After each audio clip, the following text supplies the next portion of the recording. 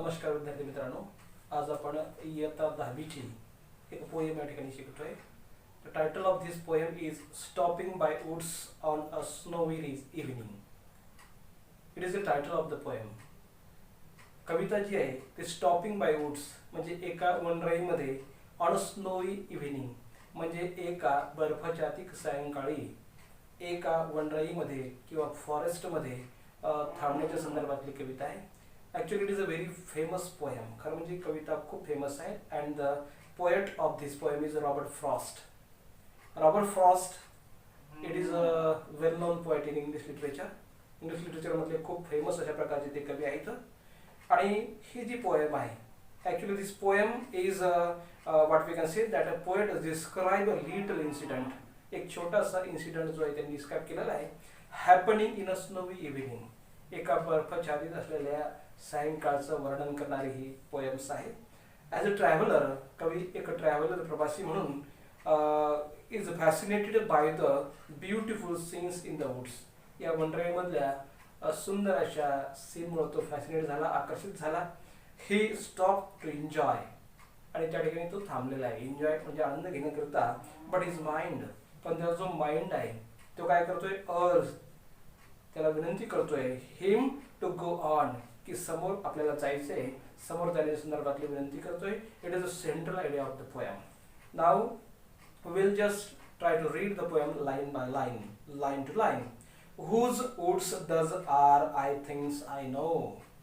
His house is in the village though.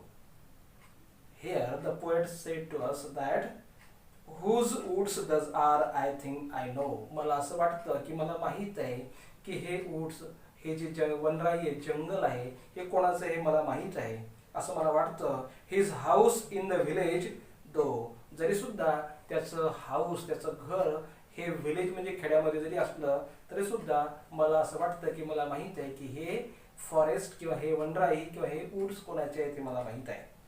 He will not see me stopping here. तो मला पाहू शकणार नाही. काय पाहू शकणार नाही, की आय एम स्टॉपिंग हिअर, की मी या ठिकाणी थांबलो, त्याच्या वनराईमध्ये, त्याच्या वुड्समध्ये मी थांबलो, हे तो पाहू शकणार नाही. To watch his woods fill up with snow, तो हेही पाहू शकणार नाही की त्याचं हे जी वनराई आहे, ही वनराई अगदी fill up with the snow, पूर्ण बर्फाच्छादित झालेली आहे, हे तो पाहू शकणार नाही. My little horse must thinks it cure. माझ्या लिटल हॉर्सला, माझ्या छोट्याशा या घोड्याला असं वाटत असेल, इट इज अ क्युअर, विचित्र, वेगळं वाटत असेल. To stop without a farmhouse near, जवळपास कुठेही फार्म हाऊस नाहीये.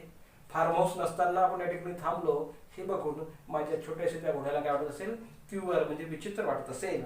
Between the woods and frozen lake, या वनराईमध्ये आणि फ्रोझन लेक, फ्रोझन म्हणजे गोठलेल्या, लेक म्हणजे तलावामध्ये, the darkest evening of the year, या वर्षामधली सर्वाधिक डार्कन, काळोखाचा जे इव्हिनिंग आहे, रात्र आहे, अशा वेळेला अशा वुड्स आणि फ्रोझन झालेल्या लेकच्या मध्ये नियर बाय म्हणजे जवळपास कुठल्याही प्रकारचं घर नसताना, फार्म हाऊस नसताना या ठिकाणी थांबलेलं पाहून माझ्या घोड्याला विचित्र वाटत असेल. He gives his harness bell a shake. Here he use for the horse. Poet म्हणतो की माझ्या घोडा काय करतो, गिव्स हिज हार्नेस बेल, तो त्याच्या गळ्यामधला जो घंटा आहे तो घंटा वाजवतोय. शेक म्हणजे हलवतो, आणि तो त्याचा आवाज काढतोय. टू आस्क, जणू काही तो विचारतोय, if there is something mistake, तो विचारतोय, बोलतोय, सांगतोय की काहीतरी मिस्टेक, काहीतरी चूक झालेली आहे, तो सांगतोय. त्या बेलच्या माध्यमातून, घंटा वाजवण्याच्या माध्यमातून तो शेक करत असतो. The only other sounds the sweep, दुसरा सुद्धा अदर साऊंड्स म्हणजे दुसरा आवाज येतोय, द स्वीप झाडण्याचा. Of easy winds and the donning flake, दुसरा जो झाडण्यासारखा आवाज येतोय तो म्हणजे अगदी सहज येणारा जी हवा आहे त्या हवेचा. आणि ड्रॉनिंग फ्लॅक, ड्रॉनिंग फ्लॅक म्हणजे काय, फॉलिंग स्नो जे आहे, पडणारा जे बर्फ आहे त्या बर्फाचा सुद्धा आवाज त्या ठिकाणी येतोय. The woods are lovely dark and deep. कवी सांगतो की ही जी वनराई आहे, ही वनराई कशी आहे, लवली आहे. लवली आहे म्हणजे ब्युटिफुल आहे, एन्चॅन्टेड आहे, सुंदर आहे, अट्रॅक्टिव्ह आहे असं तो सांगतो. डार्क अँड डीप, आणि घनदाट सुद्धा आहे. But I have promises to keep, परंतु I have promises to keep, मी जे इतरांना प्रॉमिस दिलेलं आहे, तर वचन दिले, ते वचन मला काय करायचं तर पाळायचे आहे.